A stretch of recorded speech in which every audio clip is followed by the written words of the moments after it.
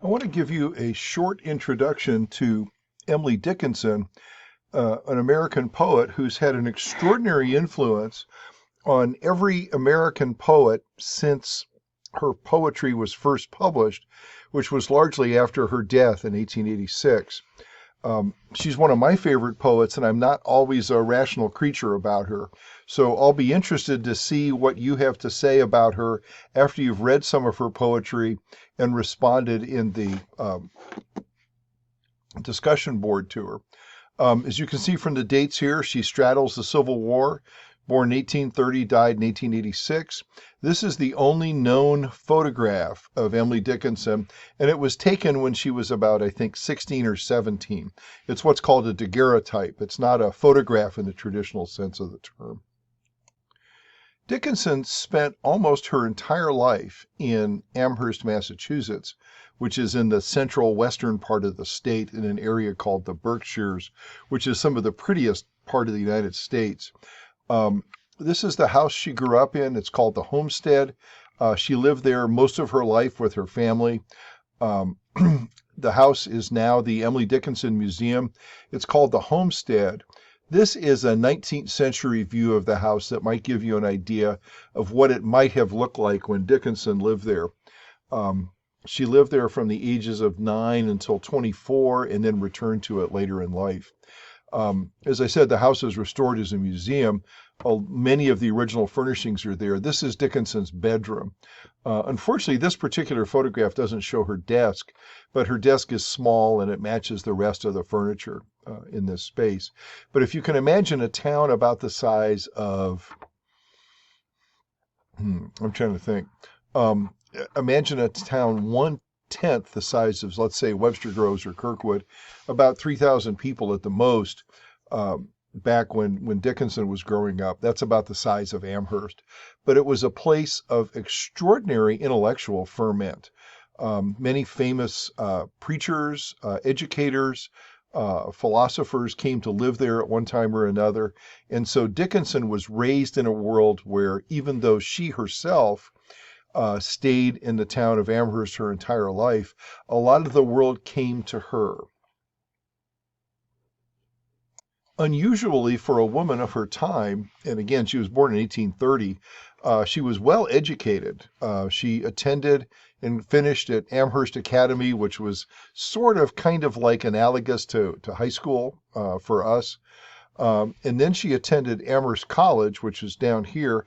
Amherst is still a college. It's one of the great Ivy League schools of the United States. It's obviously much bigger than the two buildings it was at this time. But she attended classes there for about a year, and then she finished her education, so far as she finished it, by completing a long portion of the program at Mount Holyoke Female Seminary. In these days, women didn't go to college. The first institution that took women was Oberlin College in Ohio, and that wasn't until 1854. Women were largely educated at home, or they were educated in single sex, female only kinds of institutions. This particular one, the Mount Holyoke, was one of the most advanced in the country, especially when it came to the education of women. Now, back when she went to college, hardly anybody went. I mean, probably less than 1% of the population of the United States went to college. And if they went, they tended to go for law, medicine, and in a small number of cases, they went to school for engineering at places like Rensselaer Polytechnic Institute or Norwich Academy or the Military Academy at West Point, or my own college, the Virginia Military Institute, one of the older engineering colleges. In those days, most colleges prepared men for the ministry. That was their major focus. Holyoke stood out because it was a place where women got science instruction. And we know from a book by actually an old boss of mine from some years ago that it was written on Emily Dickinson's reading, that she was very well read in the sciences and in medicine. She knew a lot, especially a lot about anatomy and physiology, biology, chemistry, and geology, especially for a woman in this period. She was very unusually educated. Dickinson had a pretty active social life, insofar as we know. but she never married. We don't know if she ever had a long-term relationship with a man or a woman. There's all kinds of scholarly speculation on what her social life was like, but apparently she was well known in Amherst. She went out, she went to lectures and plays and concerts and the kinds of things that people did back then. But what she spent most of her time doing when she wasn't doing something that women of that period would be doing is she wrote poems. And she wrote, we think, about 2,500, where we have manuscripts of those. She also has a tremendous number of letters. She was a very active correspondent with dozens of people. And about 500 of her poems also appear in letters that she wrote. She only published about 12 poems in her lifetime.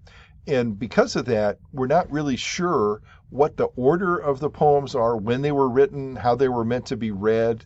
We have none of that. And it wasn't until after she died in 1883 that her poetry began to be collected and published. And the first edition of her poems came out in 1890. And basically what they had to do to find these was that they went to her house and found all of her papers. She had corresponded with a man named Thomas Wentworth Dickinson, who was editor of the Atlantic in the 1860s, 70s, and 80s, and was able to place a poem or two with him. And then after she died, he and some other folks gathered up her poetry and began to put it into some kind of order. A major figure in this was actually her sister-in-law. But these are manuscripts of her poems, and these are what are called fascicles. These were collections of sheets of paper that she would draft and write poetry on, and then she would sew them together in bundles of about 24, and then preserve them, but she never published them. She didn't put them in any particular order. All that's done by scholars. This is an example of one of those fascicles, and I apologize for the bad quality here. It looked a lot better when I was putting this together. This is a poem called Wild Nights, and you can see it over here. Wild nights, were I with thee, wild nights should be our luxury. Okay, and so you get an idea of her handwriting. You also get an idea of how difficult this is to write. This particular poem is in her textbook, and you'll also see on the opposite page, I think it's on 92 and 93, you'll see the poem and the fascicle. So if you do have the textbook, you can get a better idea of what this looks like. I'm going to spend a lot of time describing some of her aspects of her poetry, so I won't point this out, but I do want to point out that there's a lot about Dickinson that we don't know. And the key, I think, is that we don't know much about the order in which these poems were meant to be read. We don't know a whole lot about what inspired their composition. There's just a tremendous amount of information that we simply don't have.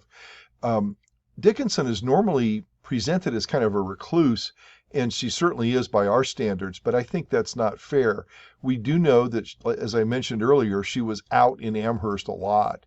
But again, single woman, living with her parents who were very wealthy, and politically active and connected all over the East Coast. Her father was a congressman for some period of time, and she went to visit him and stayed with him in Washington for a few months.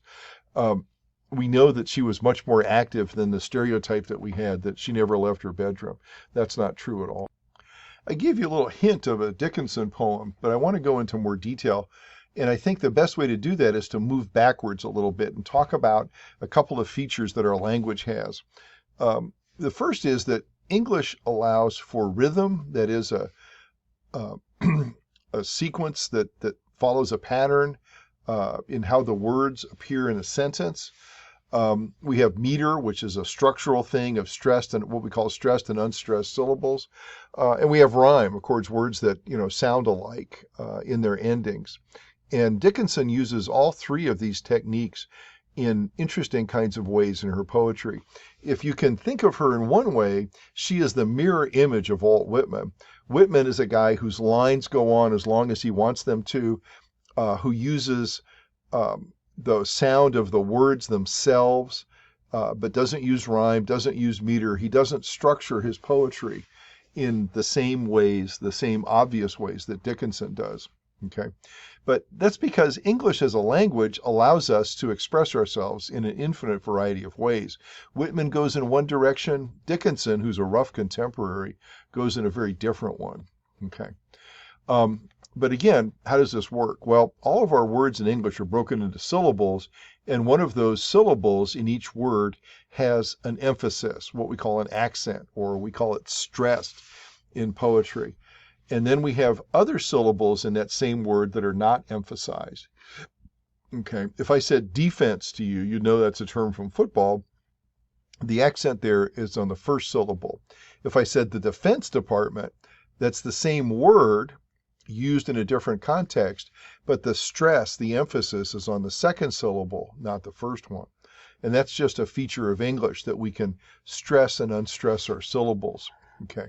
And what this allows poets to do is to create patterns of verse that can hold things together, that can actually increase compression, increase the intensity of the feeling. And whereas Whitman writes all over the page to create that same intensity, and I think some of his poetry is absolutely extraordinary. Dickinson, as I said, is the complete opposite, where she focuses on small matters in the poem, but which have enormous reverberations, because she deals with the same large cosmic issues that Whitman does about what's the meaning of existence. What does it mean to be a human being? What does it mean to be confronted with death? What does it mean to be confronted with the notion of eternal life after death, if you're a Christian or follower of another religion, with that kind of thing? So Dickinson and Whitman are working in similar themes, but they use vastly different structures. What Dickinson relies on mostly is what we call an iambic meter. An iamb is an unstressed and a stressed syllable. And I'll show you what that means here with a very famous poem of hers. She also relies on rhyme, and normally every other line in her poetry tends to rhyme. And so rhyme, rhythm, meter, all those things fit together to intensify the experience of her poems, and I think glue them together in a way that helps this idea of emotion that comes through compression. What Dickinson is famous for is something called a 14er, and this is a term that people in my line of work, English teachers, have been using for a long time to describe the kind of structure that's very common in 19th and 18th century British poetry and in hymns, and I'll talk about that in a bit. And Dickinson appropriates this for her poetry. And you can see how it works here in this poem, one of her most famous ones, that's in her textbook. Because I could not stop for death, he kindly stopped for me. The carriage held just but ourselves and immortality. Okay, so you can see the rhyme here, me and mortality. They have the same end sound. You can see if we look at the word because, we accent the second syllable. We don't say because, we say because. So that's where we put the accent. That's where we stress it. And since she sets up this first word this way, we then would stress these two syllables in the same pattern. I could not stop for death. And if you think about it, she uses nouns and verbs. Those are the ones that get the emphasis. Death is a noun, stop is a verb, could is what we call a modal auxiliary that comes from verbland. So the more important words in the line are the ones that receive stresses. Really good poets can do this. And then here we see the same pattern. He kindly stopped for me. Can you hear that? Dum dum dum dum dum dum. The carriage held but just ourselves and immortality. Okay, so you can see where those stresses come. We don't stress it like that when we read it. We just read it straight out. The stresses are so natural that we really don't notice them. Do you know why? It's because those stresses, that great iambic foot, is the beating of our heart. Bom, bom, bom, bom, bom, bom. So it's an organic kind of meter. It's not the opposite of what we would tend to look at as unnatural. It's perfectly natural. It's perfectly the way speech actually works. Most of the time when we're talking, we tend to follow an iambic pattern. Rap music uses the opposite. It uses what's called a trochee, which is the accents on the first syllable, not on the second.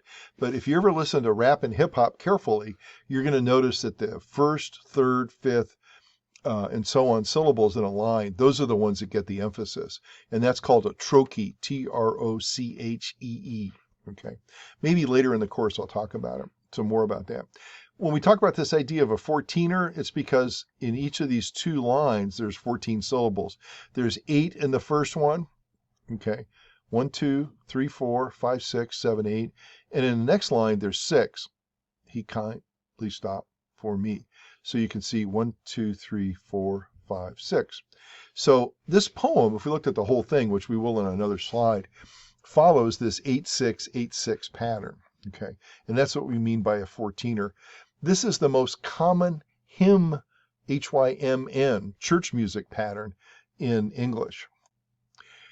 But she doesn't always rely on this. And when we look at a couple of other poems, particularly two that we'll get to later, 518, her poems as a rule don't have titles. We refer to them by a number. And by the way, there are different scholars who assign different numbering sequences to her poetry. But the one that our textbook uses is kind of the standard late 1990s edition. But we'll see in a couple of other poems, 518 and 706, for instance, where she varies that. As I said, hymns, church music tends to be 14ers as well. This is maybe one of the most famous hymns ever written in the Christian tradition, Amazing Grace. And you can see how it works here. Amazing is 3 syllables. This is 1. So that's 4, 5, 6, 7, 8. 1, 2, that's saved, a wretch like me. I once was lost, but now am found. Was blind, but now I see. Okay. So you can get that same pattern. If you spend a lot of time in churches and you spend a lot of time singing, you'll notice that a tremendous number of 18th and 19th century hymns follow this particular pattern. Okay. Because they're simple, they're straightforward. People can remember them. So it's familiar and it's easy. And so that's one of the reasons that Dickinson relies so heavily on this. Plus, she was a churchgoer, like almost everybody was in New England in this period of time. So this would be the kind of music that she would have listened to when she was at church. I love this hymn, by the way. I could spend hours. This is the whole poem that I showed you the first stanza for. And the stanza here is this quatrain, which means 4 lines. Because I could not stop for death, he kindly stopped for me. Now, if you look at this, you can see the rest of this poem is in the same kind of pattern, the same kind of structure. An 8-syllable line, then a 6, an 8 and a 6, an 8 and a 6. And then here in the 4th stanza, she changes it. The first line becomes the 6 and the second the 8th. Okay. And so this marks a shift in the poem from death picking her up, taking her in a carriage ride, okay, and going past where there are children, where there are living children. And then we get to this line, or rather, he passed us. The setting sun passed us. These guys, the carriage, death, and the speaker here are going to death. They're going to die, okay? They're going to the end. So they're leaving the world of the living and they're transferring to the world of the dead. They're on their way.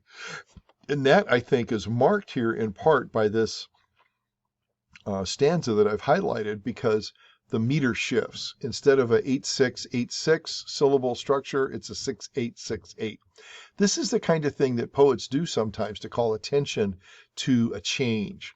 And that's one of the things I mentioned in the Whitman talk that I gave, is that poets always tell you exactly what they're doing. There's no such thing as a hidden meaning. They're telling you exactly what they want you to get. Okay. Now, there are some poets who are more allusive, as I mentioned a couple of weeks ago, allusive, that can be a little obscure and difficult, but most of the time poets tell you exactly what's on their mind. Now here, this is an interesting stanza. If you look at this, now we're back to the 8-6-8-6, okay? We paused before a house that seemed a swelling of the ground. The roof was scarcely visible, the cornice in the ground. And you may wonder what this is. There's 2 buildings in here. There's the school, and then there's this thing. This is actually a holding area. It was inside the cemetery. This, by the way, is the Dickinson family graves, and this is Emily Dickinson's tombstone. On the edge of the cemetery in Amherst, there was this space. It was like a kind of like a root cellar almost, and it was a place that was partially above ground and partially below ground, and that's where the city or the people being buried would be put in there in the wintertime when it was too cold to dig a grave. And so it was this, there's a technical term for it, and I can't think what it is, but this is a poem that takes us down the main street of Amherst, Massachusetts at the time that Dickinson is writing this, that she lived not too far away from the school. The cemetery was kind of at that point on the edge of town, on the western edge of town. Now, of course, it's in the middle as the town has gotten so much bigger. But this house is actually not a house. It's a place that undertakers would put coffins of people who had died when it was too cold to dig a grave. And then in March or April, when the ground would thaw, they would take them out of there and then bury them in the cemetery. So it's an interesting place. What I like about this too is this idea that this is you're not exactly dead yet, because in the next stanza she's still talking. The speaker is still speaking. It's as if she's in this intermediate space between life and death, as symbolized by this particular space. But this is a real building, okay? It's not there anymore. It's long gone. But at the time that Dickinson lived there, this is where you would have seen the coffins of your family members if they died in December or January, because you'd have to wait till April to bury them. The cornice is just the peak of the roof. You know what that means. Okay. I want to talk a little bit about two poems, and this is a Civil War poem, and we looked, of course, at Civil War poems in Walt Whitman. We looked at Cavalry Crossing a Ford, and we looked at The Wound Dresser, and you could argue that parts of Lilacs Last and A Dooryard Bloomed are also significant of the Civil War because they remark the death of Lincoln by a Southerner after Appomattox was signed. But this is a poem that she wrote during the war, so far as we can tell. And she starts by saying, when I was small, a woman died, and today her only boy, her son, even though his mother is dead, he's come back up from a battle, and we don't know what battle this might be. Many people think it refers to Gettysburg because there's a part of the Gettysburg battlefield that's called the Angle. And what I think is interesting about this poem is how the meter is not consistent. We see it in the first line, when I was small, a woman died. Today, her only boy. And so we can see 1, 2, 3, 4, 5, 6. And then here, went up from the Potomac. And if you look at that, we've got 1, 2, 3, 4, 5, 6, 7 syllables in there. And I've often wondered when I read this poem if that either reflects the regional pronunciation of the word Potomac, which I doubt, or if it's in fact intentional in the sense that it's a line that doesn't scan properly.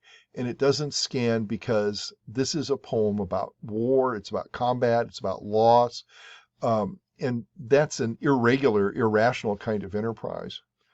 And if you look at other parts of the poem, you can see the same kind of thing. To look at her, 1, 2, 3, 4, 5, slowly, 6, 7. And then here we get back to a more regular reason. The seasons must have turned till bullets clipped an angle and heap has quickly round. If pride shall be in paradise, our self cannot decide. That's a 14er. Of their imperial conduct, their imperial 5, conduct 6, 7, no person testified. So you can see that she's willing to play with meter in here. And my sense in here is that if this poem is about Gettysburg, or if it's about Antietam, which is when she mentions Maryland in here, that's another possible clue to it, that in fact the rigors of combat, the horrors, throw her off and throw the meter of the poem off. So this is one of those where she departs from the meter and the rhyme scheme that she's used in other poetry, because she's trying to express something that doesn't fit into the rational, complex, straightforward world of the 14er structure. This is the last slide. This is the last poem I want to talk about. This is actually one of my favorite Dickinson poems. It's in our textbook, as you can see. I think it is her longest. Again, we only know what we know about Dickinson poetry because people have been putting her manuscripts together and sort of putting them into different orders for a long time. There are many people that look at this poem and think this is about a relationship she has with someone that hasn't worked out. Maybe she's in love with a married man, and there's all kinds of scholarly speculation about who that could be. Or maybe it's something else. Maybe it's religious. And the religious, the sacred, the profane often get mixed up in Dickinson poetry. But this is one of my favorite poems about her feelings for something or someone else. Okay. And you can see that there's a mixture in here of rhyme and meter shifts. It would be life and shelf. That's what we call a sight rhyme. They don't exactly rhyme because there's no ELF sound at the end of it, but they're pretty close. Up and cup, that's a pretty straightforward rhyme. Broke and crack, that's what we might call an I rhyme because they both have a K sound in it, but they're not exact rhymes. Okay. And then here, this is one that doesn't have any rhyme at all. I could not die with you, for one must wait to shut the other's gaze down. You could not. And so if you look at that, it has hardly any structure at all. It doesn't follow any of what we've been talking about. Okay. And could I stand by and see you freeze without my right of frost, death's privilege? So privilege and freeze don't rhyme at all. Okay. This word should be up here, by the way. This is just the way it laid out. Okay. This is the line that many people look at and say this is one where Dickinson is looking for a real human physical relationship and not a religious one, because your face would put out Jesus, that new grace. But then the rest of the poem hints that if that's the deal, it may not be the deal that she really wants. Okay. And then this is a line that also they judged us, how for you served heaven, or sought to, I could not. And again, the rhyme, there's no rhyme there at all. And some people argue that this is an indication that who she's writing to is a religious person, a minister of some kind. I don't know. Okay. She comes back to the physical here because you saturated sight, and I had no more eyes for sordid excellence as paradise. Eyes and paradise are meant to rhyme. And the idea here is that this human has somehow supplanted religion with her. And that's such a burden that she can't bear it, that she simply can't do what the human person that she's talking to in here, might want. And that's why it starts with this wonderful, I cannot live with you. Okay.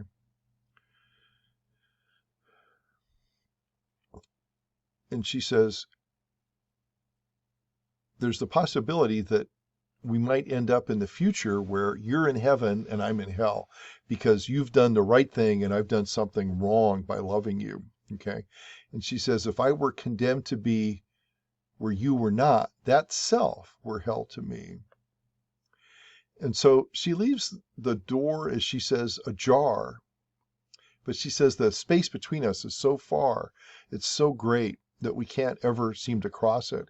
And she says that oceans are, and prayer, and that white sustenance, despair.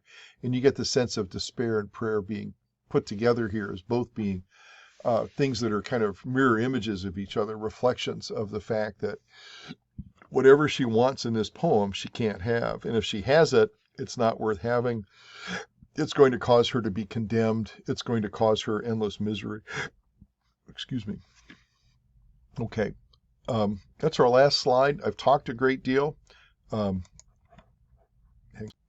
I've talked more than I should have, but I think the point of this was to talk a little bit about the structure of Dickinson's poetry, the fact that it allows her to do some things that other people simply can't do in their poetry. She's enormously influential, and we'll see poets working like her later in the late 19th, early 20th century as her poetry becomes more well known and more widely disseminated, more widely respected. Um, the other famous thing to talk about is her use of dashes and unconventional punctuation. When she was first published in the 1880s and 90s, editors took all that out. And then it took about 20 years for people to kind of get the idea that that's what she really meant. So when you see those dashes in the poems in the textbook, you're going to find that that's how she punctuates almost all of her poetry. And I happen to like it, but it may not be to your taste the first time through. Just understand that her poetry requires multiple readings until you kind of figure out what exactly she has in mind, because she connects the dots for you in some ways, but some of those dots are a little obscure. And I think if you can look at these poems and spend some time with them, you'll gain the kind of respect that I think Dickinson deserves. Thank you for paying attention.